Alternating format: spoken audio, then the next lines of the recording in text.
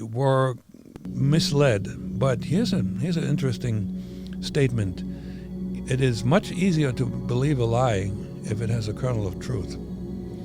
When you know something, when you can relate to something that is true, then everything else that you're being told that you don't know about, you think it's true too. Example. The people say ships don't crash. If you're so technologically advanced, you don't crash. It's absurd that they crash. So he says this is put on as a show.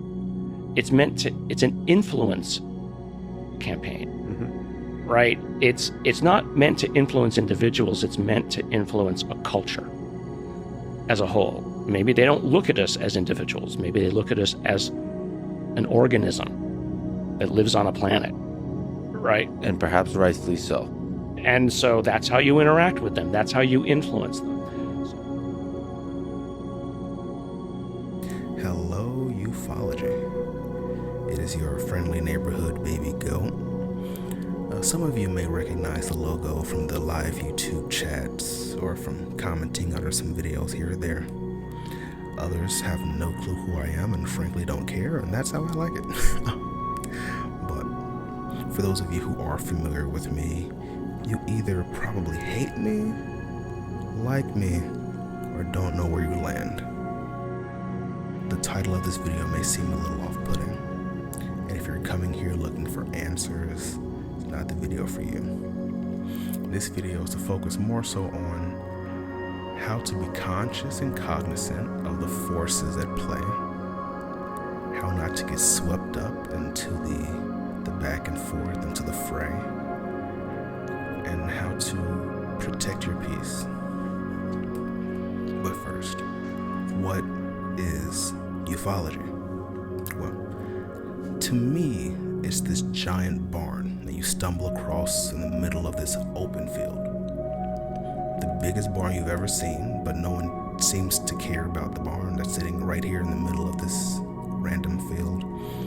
When you walk up to it, you peek inside and you see a bunch of people sorting through this tall pile of hay, reaching all the way up to the top of this giant barn.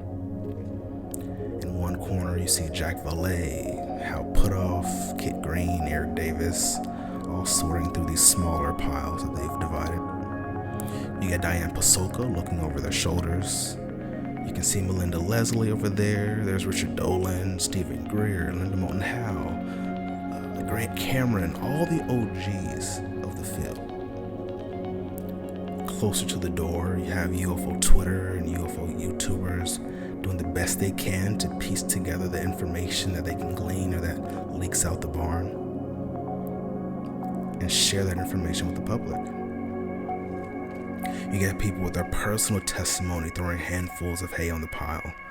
People with, frankly, lies throwing buckets of hay on the pile. You got the U.S. government sneaking in through the back, dumping on tractor bales of hay on top. And we walk up to the pile thinking, okay, well, this is a shit show. Obviously, clearly, with a little bit of time, we can dig through the chaff and get to the wheat, if you will. Get the few big contenders. So you start looking for the needle. Only you stop and realize you don't know what you're looking for. You don't know the shape of this needle. You don't know the size of this needle. You don't know the material of the needle. The rabbit hole is the fact that you don't know what you're looking for. And that is intentional, both for national security reasons and for ego, power, greed, what have you. It's always a bit of both, always yin and yang. But this isn't a coincidence that this is all converging on the eve of the closest we've been to nuclear war since the Cuban Missile Crisis. So clearly the national security implications have a play in how all of this is being rolled out to the public. But let's leave that alone for now. Some say this needle is a metallic needle. You can find it with a metal detector. Others say it's a hypodermic needle. It's more of a medical thing.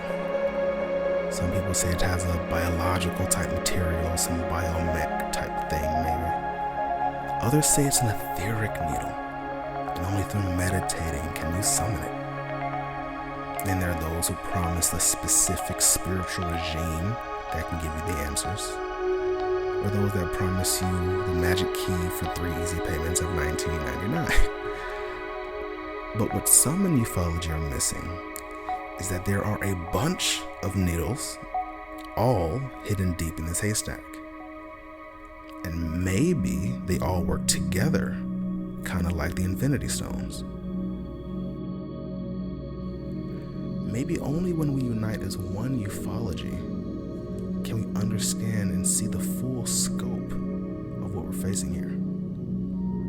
Maybe we can all kind of be right and kind of wrong all at the same time. What we're missing is that we're being controlled by many strings upon many invisible hands, all of us. Whatever your political ideology, whether your hashtag show us them aliens, hashtag team consciousness, team nuts and bolts, team paranormal, team interdimensional, team military industrial complex, we are all playing part in this big game of misdirection. But let's stop and take a current look at the running theories we have.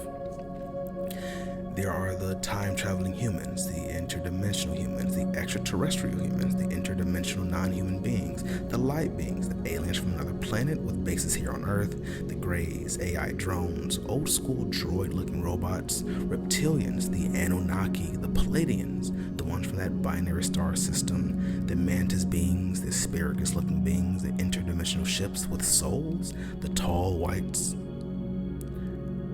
The question that we have to ask is, why are these the choices we have to choose from? Do they naturally bubble up into the zeitgeist? Or were some of these intentionally sewn into the fabric of ufology? And what is this recent effort to infiltrate ufology? Is it an attempt to squash dissent, an attempt to confuse the American people, an attempt to confuse our enemies? An attempt to sow even more distrust in the government in the minds of the people? Or an attempt to finally use the government's channels of media influence for good? Or is the truth just a lot more complex than any of us would like to give it credit for? I guess only time will tell. But there are really good people out there trying to share really good information the best way they can and know how. But there are others, many forces, all trying to craft their own narratives. You have to keep in mind, when you're dealing with a force that's in some way smarter than you, you're not always seeing the action, but a result of an action. When you're playing chess and I move the pawn, you can look at the pawn and say, what is that pawn doing? Where is that pawn coming from? Where is that pawn going? Or the pawn is just a distraction to get you to look at it. We have to start asking the bigger questions. We have to start asking the secondary and tertiary questions. Is our government being held hostage by alien forces? Are all the world's governments in cahoots with some alien forces? Or are corporations, the wealthy, the powerful, the greedy, all in cahoots to keep the masses subservient? What is more somber? Aliens keeping us in the cave? Or our fellow cave members keeping us in the dark? We mustn't fight against one another, and we can't fight against one another when we realize who's really in charge. And maybe when we're fighting, it's a lot easier for them to stay in charge. I'll just leave it at this. We are all looking for the same thing, which is the truth. Some of us have more information than others, but here it is. We're living in a simulation. Not necessarily on a computer, but this is an information universe.